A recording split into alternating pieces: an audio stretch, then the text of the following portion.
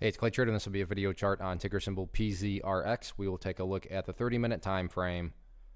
Real quick, what do I mean by 30-minute in case maybe you're new to charts?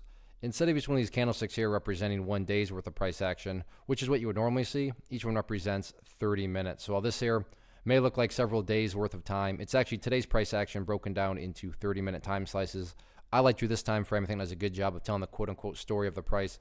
And in this situation, makes mapping out and just kind of summarizing the price action pretty straightforward. So if you say, Clay, look, summarize the price action for me today, I would say an absolute pump and dump. Now, I'm not saying pump and dump in the sense of this company is being run out of some bunker in North Korea.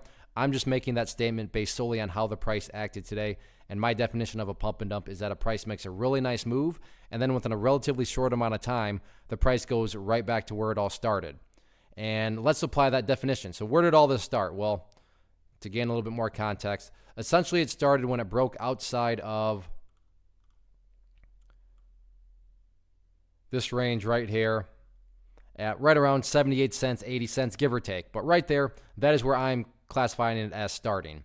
And let's go through the definition. Well, the price makes a really nice move. Well, like we said, it started there, and then it went all the way up there. I think we can all agree that was a really nice move. Second part, within a relatively short amount of time. Well, considering this all happened in the same day, I'm hoping we can agree that this was a short amount of time. The price goes back to where it started, or in some cases lower. Where did we say it started? Right there around 80 cents. Where did it close? Basically right where it closed.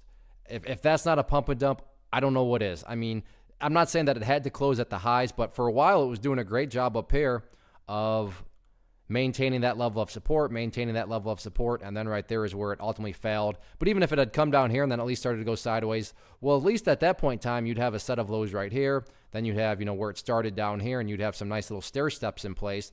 But right now, there's essentially no stair steps because the price is right back to where it all started. And that is just not what a movement with true strength does, right? A price movement with true strength, with true power, is going to make progress forward. It's not going back to where it was.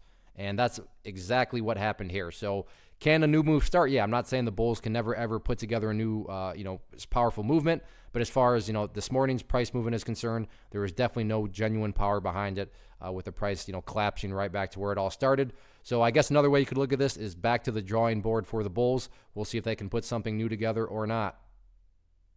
One of the biggest questions I get is, hey Clay, how do you find the stocks that you trade? So what I've done is put together a free resource guide where I talk about the tools that I use to locate stocks that I find interesting and think may have potential. So if that sounds like something that could add value to you as a trader, then click on the image that is up on the screen right now and I will email you the guide. The guide itself is very short and to the point, and best part, it's completely free.